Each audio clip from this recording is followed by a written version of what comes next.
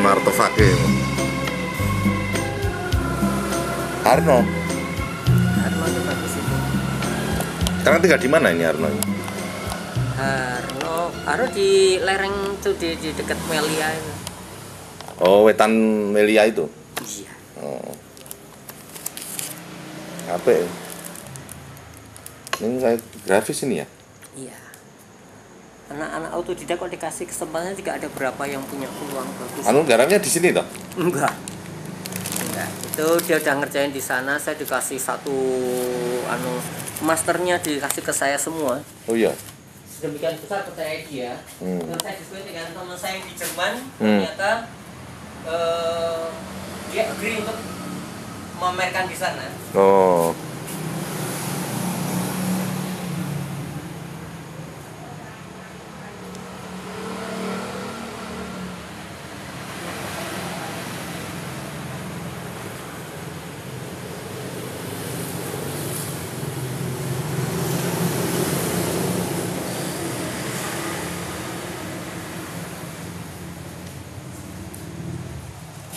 Saya ketemu partner yang punya uang sing bisa menghargai ketajaman saya berburu saya.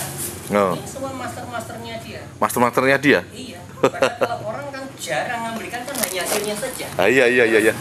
Ngopo masternya dikake? Ini masternya nih lihat. Kenapa masternya dikake?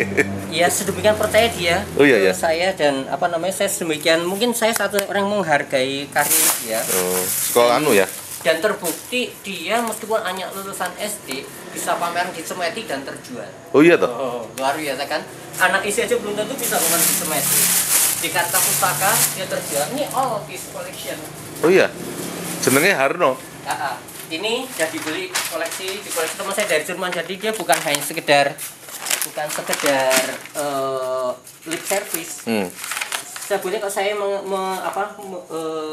rekomendasi kamu saya perhatikan dan saya setuju. Ini saya koleksi. Dia langsung beli di sana.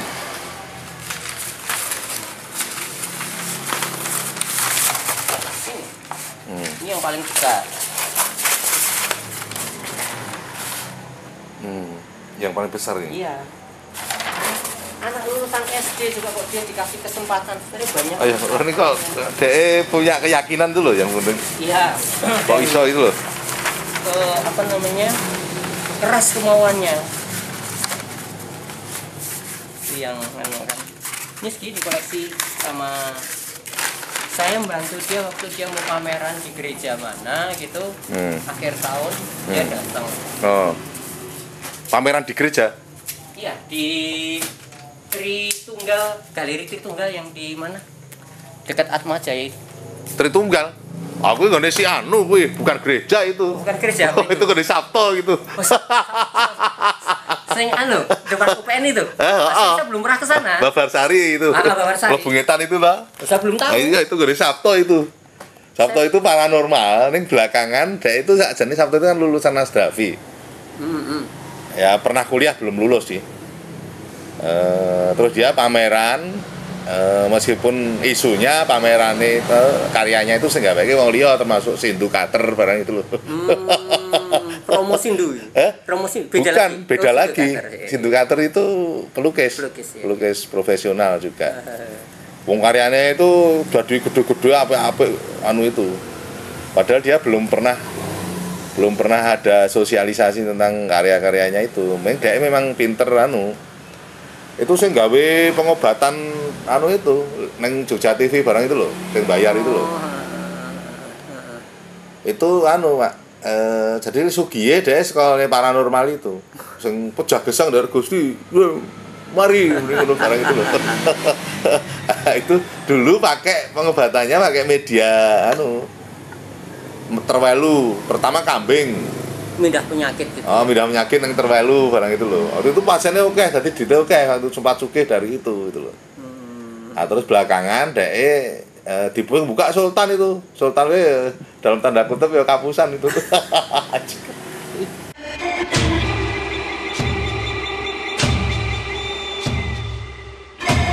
Kamu berdikari, yes. Kamu berdikari, yes. kerso rawuh ya. Dateng. Oh saya teko waktu itu kan, saya kan dari sisi seni rupanya itu saya tertariknya tuh. Selaku wartawan budaya ya. Iya. Ya sama saya ya baik Sabto itu. Saya belum pernah kan dengar dari si ini. Terus kalau untuk pameran butuh uang berapa gitu. Saya kalau kamu terpaksa butuh gitu tuh saya nggak jual karya, udah kamu butuh uang berapa sini, saya pas ada udah ya ini bawa pakai, udah saya nggak bawa karya kamu, padahal belum kenal. Yang merekomendasikan dia keluarganya Pak Widayat. Ya saya nggak sebut ya, saya sebut. Bukan dia Pungki. datang ke sini, bukan Mas Pungki. Mas, saya disuruh sama Mas itu ketemu Mas. Saya reopeningnya itu kan tak tayang gitu, reopeningnya Widayat itu. Yang Jumat yang setelah bareng dengan Magelang Art Event itu atau yang setelah itu? Oh sebelum itu Pak, jadi kemarin kan yang rame. Desember. Itu kan rame karo Kakangne itu. Wiwi. Dulu sebelumnya yang megang kan si Kakangne itu. Jadi dulu Pungki terus dicekel Kakangne. Pak Hendro terus Mas Wiwi. Terus rame terus Hong Jin ngantek metu barang itu. Dari kurator ya. Metu dari museum itu. Terus dicekel Pungki meneh. Terus reopening lagi, ada upacara reopening itu loh setelah baru rame-rame karo polisi barang itu ya. Setelah dibuka ya. Terus Hong Jin masuk lagi, itu tak tayangke. Saya ya sekarang Hong Jin masuk lagi. Terakhir waktu itu anunya masuk lagi dia. Saya sing ngongkon itu Resman terus Terus Hong Jin memang terus saya wawancarai juga kok. Makanya waktu itu terus saya cerita 25 tahun yang lalu saya kesempatan di sini, saya menunggui ketika Widayat melukis karyanya, melukis burung sama daun-daun di terbelonya istrinya Pak Hong Jin. Itu 25 tahun yang lalu. Itu kan artinya saya waktu itu kan wartawan tulis saya. Yang menunggui satu-satunya wartawan kan saya Pak itu ketika Widayat Widayat gambar peti matinya istrinya Hong Jin itu. Sebenarnya di wartawan budaya udah betul-betul udah ngelotok tenan ya. Loh, saya itu ketika Hong Jin goreng nyoman pertama kali, itu saya goreng yang digoreng Hong Jin pertama kali itu nyoman, Pak. Nyoman benar sih. Sebelum Widayat itu. Itu saya melu milih, ini bagus ini Pak Hong Jin, ini bagus ini bagus. Itu mengkurasi ya. Oh iya. Luar biasa. Sing apa? Yang erotik itu si Hong Jin kan ngambil banyak dari nyoman itu. Ribuan, Pak. Tapi memang produktif sekali Pak Nyoman ya, dia soalnya gambarnya kan ekspresif ya. Nyoman tuh sekali jual kan sak truk loh itu. Dia represif sekali. Tapi itu. Dia meskipun gitu sampai siang udah ngetop juga diakui ya karyanya ya. Oh iya. Karena saya dengar ada beberapa pelukis besar setelah dia jaya harga tinggi, ada karya yang tidak diakui. Jadi Hong Jin itu ketika lalu mensupport si Widayat itu karena penghormatan terhadap istrinya, karena yang suka Widayat itu istrinya. Istrinya Pak Hong Jin. Istrinya itu kan seorang antropologis. Ketika saya ke sana kan saya sering diskusi juga sama istrinya. Istrinya rambutnya panjang cantik itu. Meninggalnya kanker juga ya? Nggak tahu saya meninggalnya karena apa sebabnya. Saya nggak sampai sedetail itu, tapi ketika saya ke sana saya selalu sama nyoman saya. Apa? Waktu meninggal nggak layak, Mas? Layak. Loh, saya nunggui itu. Nunggui. Tapi nggak tahu sebab meninggalnya ya. Sebab meninggalnya saya nggak tanya lebih detail lagi. Apa ya? Isunya sih macam-macam ya, kanker ya, macam-macam tuh anunya. Berapa puluh tahun yang lalu meninggalnya istri Hong Jin sama? 25 tahun yang lalu kira-kira. Jadi dosa banget itu. Iya, tahun 80-an berapa gitu loh. 90-an, 80-an, 90-an. Sekitar 90-an, 80-an lah, lupa saya. 80-an 5 apa lali saya.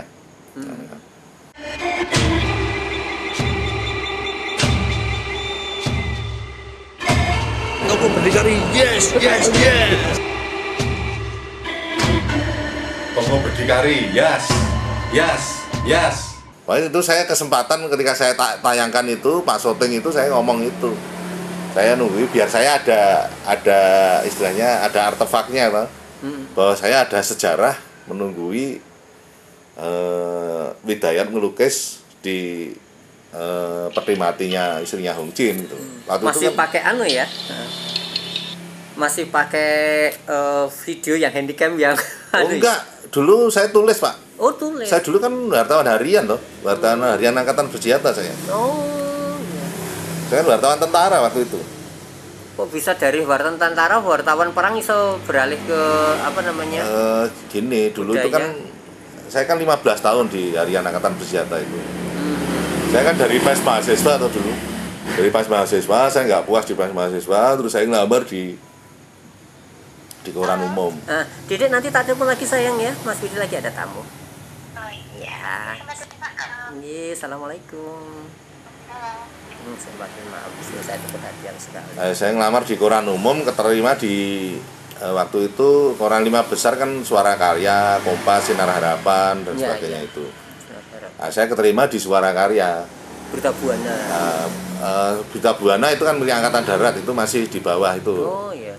Suara Karya waktu itu kan partai yang berkuasa atau waktu itu, zaman Orde Baru dulu. Itu besarnya di Bandung ya Suara Karya ya? Seluruh Indonesia Pak, cuma kan itu kan koran paksaan loh itu. Paksaan maksudnya? Jadi harus misalnya guru itu harus beli, harus langganan, iya. Makanya ya jadi besar kan karena itu. Golongan karya. Iya, karena dulu kan modelnya kan kayak gitu, iya. represif itu loh. Nah, sekarang Dharma itu udah nggak beraktivitas juga masih tarian ke pegawai negeri masih jalan terus. Iya, terus saya pindah di Angkatan Bersenjata, saya mikirnya nek Golkar kalah mesti bubar gitu.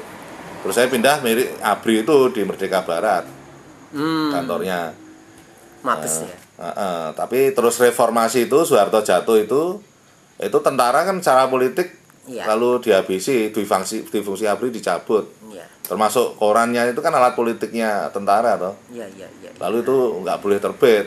Lalu baru saya pindah kemana-mana itu. Termasuk bisnis-bisnisnya di Kebiri semua ya? Iya, saya ke Amerika, ke Jepang segala itu kan ketika saya di Angkatan Bersenjata itu.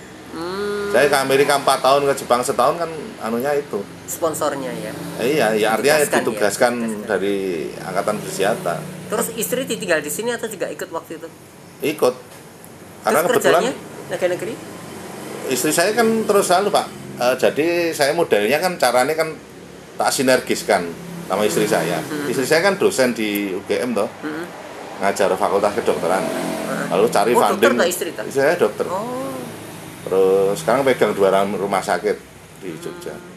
Itu apa namanya? Dia saya suruh ngambil S3 yang di Jepangnya. Kalau di Amerikanya apa? Ginekolog atau penyakit dalam internasional. Penyakit dalam. Saya soalnya lulusan dari Jepang juga tapi ginekolog. Dokter Sulkan tahu? Sulkan ya, tahu. Temannya istri saya itu. Sulkan Sufwan. Ya. Nah, sekarang baru di Manado ini istri saya. Baru pertemuan ahli-ahli penyakit dalam itu. Iya. Nah itu ketika di Amerika istri saya ngambil masternya. Terus ketika di Jepang dia ngambil doktornya.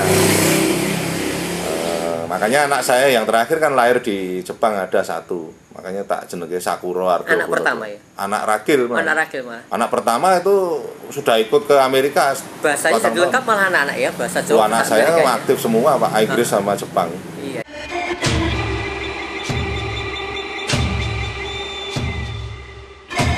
Kamu berdikari, yes. Kamu berdikari, yes. Iya, luar biasa. Istri saya juga aktif. Salah satu keuntungannya kalau tinggal di luar kan mau nggak mau harus ya aktif, memang ya. Itu tujuan saya itu dulu. Karena informasi literatur kita tuh yang berbobot kan yang dari luar. Saya dulu mikirnya kan dunia ini kan dikendalikan oleh Amerika. Saya mikirnya gitu, makanya saya harus tahu Israel. Negara sana seperti apa. Ya memang betul guru-gurunya istri saya wong Yahudi Pak. Ya. Yang di sana itu Yahudi semua. Iya. Terus sementara kita itu dijajah sama Belanda sama Jepang. Kalau Belanda kita dijajah kan kita masih malah juga tidak bodoh dan tidak habis semua toh. Tapi kalau dijajah Jepang kan habis semua kita. Sedot apa ya? Iya. Nah, saya ingin tahu Jepang itu seperti apa caranya. Kok dia di luar negaranya dia menghabisi orang lain seperti itu, di negaranya dia seperti apa itu. Nah, saya ingin di situ. Ya memang cara kerjanya memang gila orang Jepang. Lah saya workaholic semua ya. ya hampir semuanya itu kerja. Kayak istri saya itu kan istilahnya untuk sampai dapat doktor itu kan harus di kampus itu dari pagi jam 8 sampai jam 11 malam. Istirahatnya hanya sekian jam ya? Hanya untuk makan aja, terus setelah itu penelitian lagi. Anunya di situ. Padahal sampai rumah masih ngerjakan tugas lagi ya? Iya. Bikin kesimpulan summary paginya sudah siap lagi. Iya. Selama bertahun-tahun gitu ya, dan Iya. orang semua sudah terbiasa dengan Iya, seperti itu iya. ya. Kalau saya kan saya main ditugasin setahun, saya pulang terus anak saya tetap sama istri saya kan 7 tahun. Itu 7 tahun di Jepangnya? Iya, untuk dapat doktornya kan 7 tahun ya. Oh. S2, S3 lu kok S3, S2-nya Amerika. Oh. Gitu itu kan ya saya nek rano sing biaya ya. Sekarang anak saya kan masih di New York, Pak. Yang satu di New York, satu di Jepang. Beasiswa atau apa? Beasiswa. Untuk S2. Ambil apa S2? Untuk jurusan dokter juga? Enggak. Anak saya liberal arts yang gede. Sing nomor loro. Di sini enggak ada itu. Tapi jurusan ekonomi, mayornya ekonomi. Tapi fakultasnya liberal art. Jangan kenal dengan Pak Rana enggak? Rana siapa? Rana dia pemain antik, kita juga punya galeri, main lukisan juga, orang Jakarta, tetapi sekarang dia punya galeri di Bali, cuma sering ke Jogja. Dia lulusan dari Amerika, ngakunya seperti itu. Oh, enggak, saya enggak kenal. Saya terakhir kemarin ngobrol banyak sama Tony, bojone Picu ini. Kenal sama Tony? Iya. Tony juga main juga toh. Tapi dia sekarang banyak kerajinan. Enggak, dia main lukisannya hanya setengah jalan. Sekarang pameran lagi tempatnya. Kan untuk kafe kan ini sekarang. Oh, ini kan si Picu bojone, Pak. Bojo pertama. Divorce kok ya? Iya. Bojo pertama. Bojo pertama kan bojone pertama lalu nikah karo wong Ceko atau wong mana itu. Terus dia tetap main lukisan juga tapi yang souveniran. Lukisan Dulu pernah tinggal di Taman Siswa ya, daerah sana ya? Iya. Oh ya, itu pemain lama sekali iya. Ya. Baru iya. Karo Legowo, terus iya. Heri Buta, terus iya. Pak siapa tuh? Mas yang di percetakan Janyanti itu loh. Iya, si Nuki si Enggak. Adine Nuki. Mas Si Koko. Koko, ya. Iya. Koko kemarin kan sempat bersentuhan sama situ juga tau Koko? Enggak. Saya nggak pernah bersurat sama Mas Koko sama sekali. Oh, deh ding apa namanya? Lukisannya Alit ding. Alit Sembodo. Saya itu hanya berurusan dengan siapa namanya?